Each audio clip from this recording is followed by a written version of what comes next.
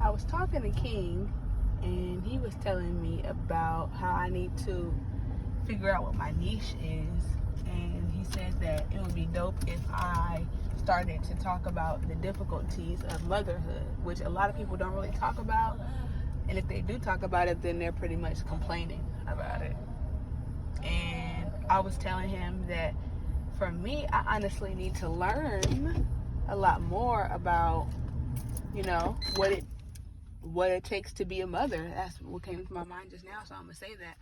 And for me, my mom, she is and has always been since I was a child. Well, now that I'm older, I would say I am having to do better at not trying to hold her accountable because I'm the daughter. I just want better and I want more for her as I'm growing and learning more things. However, she has always been like my superhero, my safe space. My dad not being an active parent, she was the epitome, and my granny and my great grandmother, the epitome of my safe place, my safety net. Breakup, I'm going to my mom. Bad dream, I'm going to my mom. Just it was a emotional feeling, a safety, a trust that everything was going to be okay as long as she would give me a hug and now I'm that mom, I'm that person. And I was telling King, there's sometimes that I forget that I'm the mom and that my daughter clings to me because I am her mom. She wants me because I am her mom. And sometimes I don't be having the baby, show her real quick.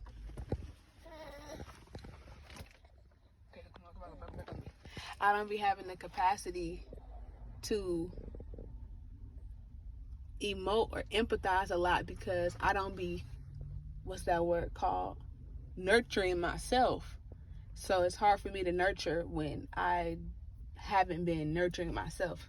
And so I don't need to learn how to nurture. I know how to nurture. You know how to talk sweet to a boy when you like him. So I know how to nurture. I just have to nurture myself. I just have to learn how to nurture myself so that I will be able to be better, more empathetic, more patient with my daughter. She's my daughter. I am the version of her as an adult, but not at the same time because, we got different bloodlines. She's of me, but she's not me.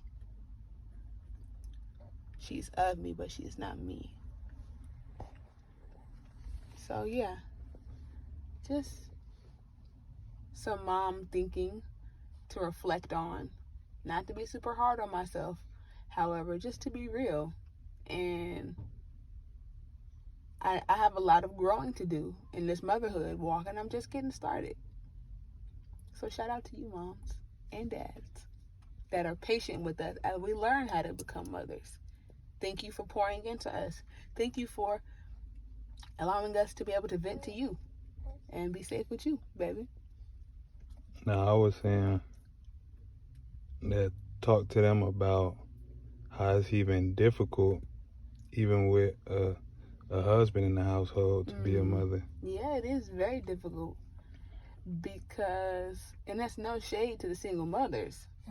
I think you guys are giants. I don't know how you do it, and I would never want to know how you do it.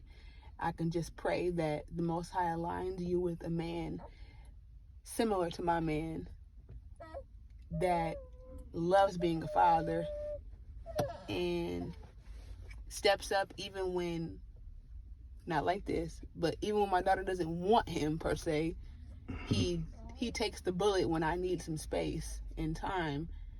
And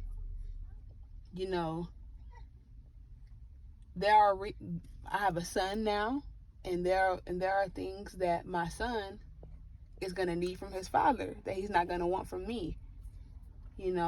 And it's just important to have both. It took two to make them, and we gotta be more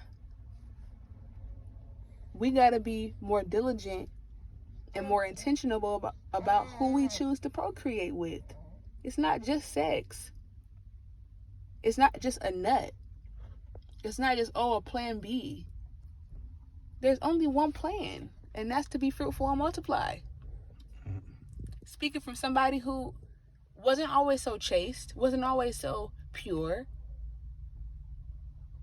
You know, I was in the streets, but now I'm on the sidewalk now. My count ain't too high. But just know that if I was surrounded around friends that were chaste, pure, it's on me, ultimately, for making the decision. But you are who you hang around too. So all that to say is, I'm just really grateful to have my husband. And it's even hard with him. So, you know, it's not going to get any easier, but I'll get better. We'll get better. All right, it's time to clock back in. We don't ever clock out, but